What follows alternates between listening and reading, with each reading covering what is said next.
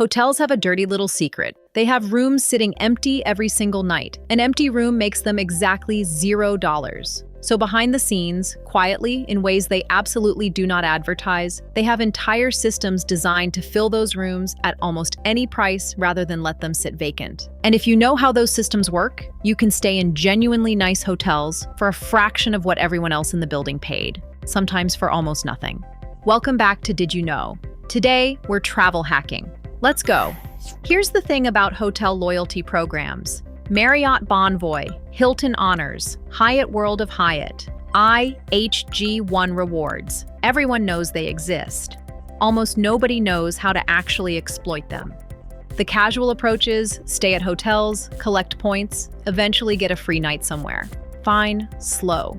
Leaves most of the value on the table. The real move is understanding that these programs have what's called an aspirational redemption, specific properties where the points-to-dollar ratio is wildly favorable. A Hyatt Category 1 property might cost 3,500 points per night. A Category 8 Park Hyatt in a major city might cost 45,000 points. But that Park Hyatt might charge $800 cash per night while the Category 1 charges $80. Same points currency, radically different cash value. The hack: earn points through the program's credit card, not through hotel stays, and redeem them exclusively at high-value properties. The Hyatt credit card offers up to 60,000 bonus points, 30,000 after hitting the initial minimum spend, and up to 30,000 more by earning double points on spending over the first 6 months.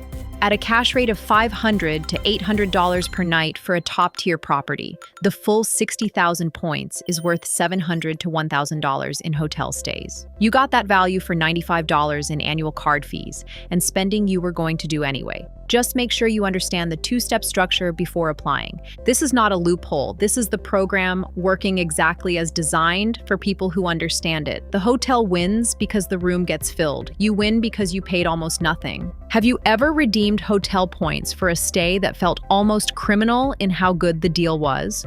Drop the property, the points cost, and what it would have cost in cash. I want the highlight reel in the comments. If this is the first Did You Know episode you've caught, we do this every week. Little-known money moves that nobody teaches. Subscribe so you don't miss the next one. Free, fast, worth it. Okay, more travel hacks. Did you know that the rate on the hotel's website is almost never the lowest available rate? Hotels use dynamic pricing. The same room can have dozens of different rates simultaneously across different channels.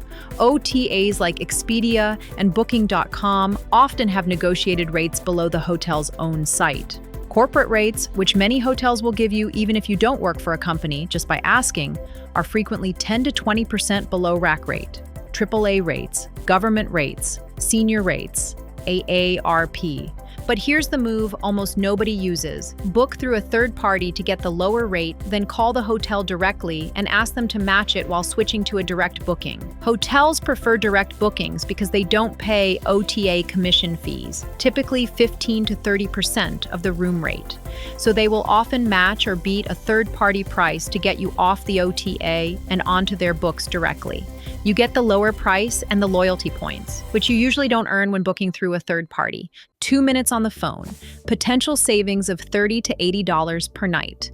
On a 5-night trip, that's $150 to $400 back in your pocket. Elite status with a hotel chain, gold, platinum, diamond, gets you room upgrades, late checkout, free breakfast in some programs, and priority treatment. It normally takes dozens of stays per year to earn. Most people never get there, except there's a shortcut almost nobody talks about: status matches and status challenges. If you have elite status with one hotel chain, competing chains will frequently match that status to win your business. Marriott Titanium?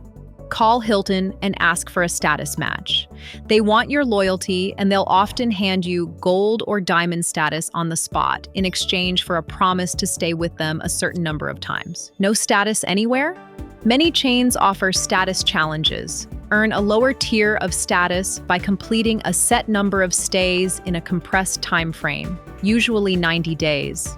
It's a trial offer for elite benefits, and once you have one status, you can start matching it everywhere else. Hilton Diamond status, the top tier, gets you complimentary breakfast at most international Hilton properties worldwide.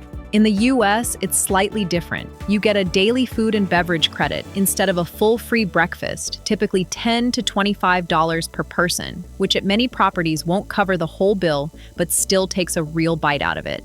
Travel internationally with Diamond status, though, and the full breakfast benefit is alive and well. At $30 to $50 per person per day abroad, that benefit on a week-long family trip is worth $400 to $700 in saved food costs. And that's before you factor in any of the other perks. Have you ever done a status match or challenge, or are you sitting on elite status somewhere and not matching it to other chains? Drop your status situation in the comments. There are people reading this right now who have status they're not leveraging, and I want to fix that. This is the one the hotel industry genuinely does not want you to know about. Opaque booking sites, Hotwire, Priceline's express deals, hot rate hotels, sell rooms at dramatically discounted prices with one catch. You don't know exactly which hotel you're booking until after you pay. You know the star rating, the general neighborhood, the amenities. You commit blind on the specific property. Here's why this works in your favor. Hotels use these channels to quietly fill rooms without publicly discounting their brand. A 4-star hotel cannot list its rooms at 60% off on its own website without destroying its perceived value, but it can offload unsold inventory through an opaque channel where nobody knows it's them. The result, 4- and 5-star hotels regularly appear on these platforms at 2- and 3-star prices. There are entire communities of people, hotel/subreddit, flyer talk forums, dedicated to reverse engineering which properties are behind opaque listings based on the clues provided. Star rating plus neighborhood plus amenity list usually narrows it down to 2 or 3 candidates before you commit. Average savings on opaque bookings versus direct booking rates, 30 to 55%. On a $300 per night room, that's $100 to $165 saved per night. The hotel industry runs on the assumption that most guests will book whatever rate appears first, collect points passively, and never ask a single question about whether a better deal exists. And for most guests, that assumption is correct, which is exactly why the guests who do know these moves get treated so well. There's plenty of value left on the table, you just have to know to pick it up. Use the points for aspirational properties. Call for rate matches. Chase status and match it everywhere. Book opaque when the destination matters more than the brand. The hotel will still make money, you'll just make some too. One more thing before you go, and this one is going to make you irrationally angry. Hotels charge a resort fee. You already know this. What they don't tell you is that the resort fee is almost always negotiable at checkout, and sometimes at check-in if you know to ask. The fee exists because it cannot legally be included in the advertised room rate under FTC disclosure guidelines, so hotels stripped it out, gave it a name, and now charge it separately. It pays for the pool you didn't use, the gym you walked past once, and a welcome amenity that is often a lukewarm bottle of water. A $45 resort fee on a 5-night stay is $225 you handed over for vibes. Call the front desk manager, not the front desk agent, the manager, and tell them you weren't made aware of the fee at booking and you'd appreciate having it reviewed. Chains that don't waive it entirely will frequently cut it in half just to avoid the conversation. Nobody at that hotel wants to spend 20 minutes arguing about a pool towel voucher. Now, here's the one that genuinely rewired how I think about hotel rooms. The minibar, specifically the minibar fridge. Hotels charge $9 for a bottle of water that costs $1.50 to $2.50 at the CVS across the street. You know this. What you might not know, you can completely empty the minibar on arrival, store your own groceries in the fridge, and as long as you replace the hotel items before checkout, you pay nothing. This is not theft. This is using furniture. The front desk will tell you this is fine if you ask. They would genuinely prefer you ask rather than trigger a billing dispute at 6 a.m. on a Tuesday. Last one. And I want you to actually do this on your next trip because the look on the front desk agent's face alone is worth it. Hotels oversell rooms. Airlines get all the press for overbooking, but hotels do it constantly. They just handle it differently. When a hotel is overbooked and they have to move you to a different property, that's called a walk. Being walked is legally and contractually the hotel's problem, not yours, and the compensation they owe you is substantial. One free night at the new property, transportation there, and often a rate adjustment if the new hotel costs more. Here's the flip side. If you show up early and the hotel is oversold on room types, not the property, just specific categories, and you politely mention that you'd hate for there to be any issues and you're really hoping for whatever room you booked, you have just described a situation where an upgrade is the path of least resistance for everyone involved.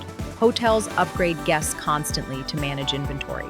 They just don't advertise which guests. Now you know how to be that guest. The entire hotel industry is a system designed for people who don't ask questions.